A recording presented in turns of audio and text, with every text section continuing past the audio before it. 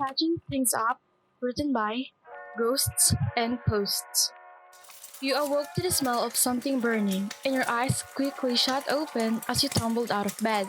Your back hit the ground as you let out a groan, rubbing the sleepiness out of your eyes. Flashbacks of last night flashed in your mind, and you shot up from the floor and ran to the kitchen.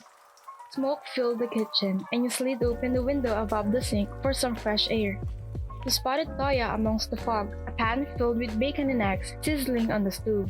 You nudged his shoulder and gestured to the smoke-filled room, coughing. What the fuck are you making? Fire?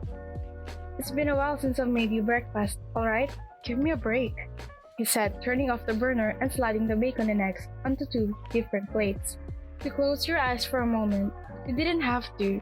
I didn't ask you to. I honestly thought you'd left while I was asleep. He grabbed both plates and set them down on the bar counter before sliding into a seat. Do you want me gone that bad? He asked, smirking. No, You cleared your throat.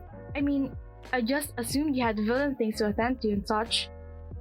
He let out a laugh. Villain things? What does that even mean? I don't know, he replied, puffing your cheeks out in anger. I didn't expect you to say. It still doesn't feel real. I thought you were dead. Despite you trying not to, you started to sniffle, making him frown. It feels like you're back from the dead. I attended the funeral for you. I said my goodbyes and yet here you are. At this point, tears streamed down your face as you held your arms against your chest. I can tell you want things to go back to the way they were, but that can't happen. Things have changed too much.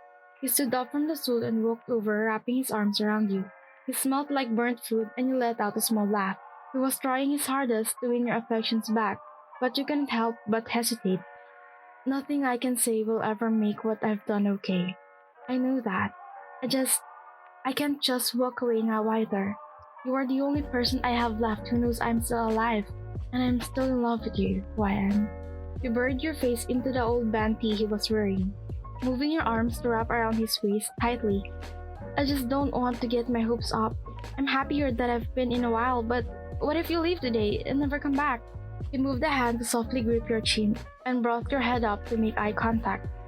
Look at me, princess. I won't abandon you. Not again.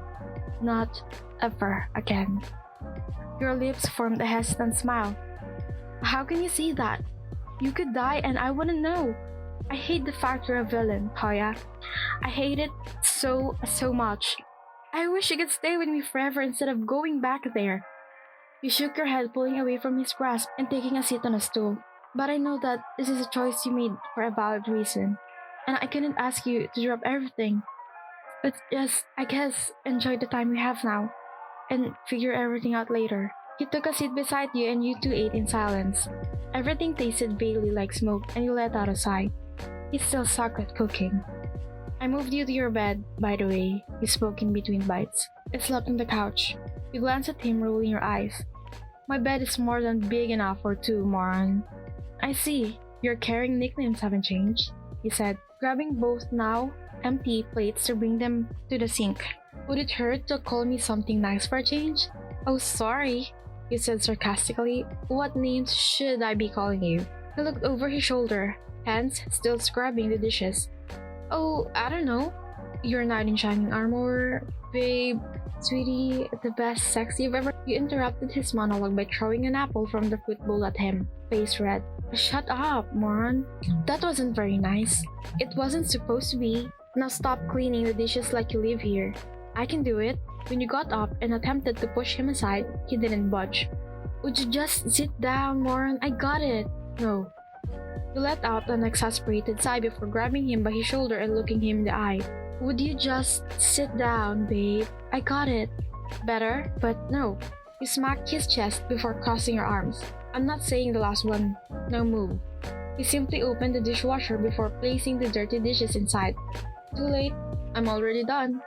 You simply threw your arms up in surrender before trudging to the living room and taking a seat on the couch. Within moments, a body was next to you. He glanced beside you to see Toya sitting with his elbows on his knees, staring boredly at the black television. What now? I'm assuming you now have the liberty to tell your superior to show it last night, and they are probably a bit pissed. You just can't wait to get rid of me, huh? He said, annoyance lacing his tone. Okay, fine. Get in trouble. See if I care. You pouted, bringing your knees up and wrapping your arms around them. You felt him wrap his arms around you. He kissed your ear. Let's do something. I'll leave soon. Just not yet. You pushed him away. Like what? By the time you figure out where to go, you'll have to leave. Who says we can do something here? He rose a brow, which prompted him to pull you into his lap. His lips quickly meeting your neck. You flushed red, a shiver going down your spine at the coldness of the staples against your skin. We haven't seen each other in years, and the first idea of something to do is fuck? He pulled away. Yeah? Wow. Classy. You stood up, despite his grip on your waist telling you not to, and turned to face him. We should go on a walk. His face fell. He blinked at you. Seriously? Yeah. You grabbed his hands and pulled him up, like we used to do. I miss walks. He sighed, but nodded nonetheless. He sounded like a dog. But alright, only for you. You smiled and went to put on warm clothes. Eventually, you two made it outside, dressed in full clothes. After last night's rain, puddles formed on the sidewalk and you stepped in them as you walked, observing the falling leaves. Your arms were wrapped around one of your hands holding his. A sense of deja vu washed over you, and the light blush permanently dusted your cheeks, having him back. Having him back, even for a day, made you happier than you'd ever been before. And you weren't ready for him to leave. After walking only 3 blocks, a ping sounded from his pocket, and he looked at the screen of his phone, before scowling. Damn it. I gotta go. You stopped walking, giving him a sad smile. Oh, do you know when you'll be back? I'll start to miss you. He laughed, leaning forward to kiss your forehead before smiling. I'll sorta miss you too, princess. I'll be back as soon as I can. Just don't assume I'm dead, alright? He smacked his arm. That was one time! And being you were gone for years? I had a right to. He grabbed your wrist, pulling you in for a hug. I know, just wait for me. I promise you I'll be back. You slipped out of his grasp and stood on your tiptoes, wrapping your arms around his neck. You better be, moron. After a last kiss goodbye, he shot you a wink before beginning to trek forward, leaving you standing on the sidewalk with a soft smile and tears in your eyes. I just had to catch feelings again. Stupid Taya. Stupid me. You cross your arms, shaking your head. If he doesn't come back alive, I'll kill him. With those words, you turned to walk back to your house, leaves crunching underneath you.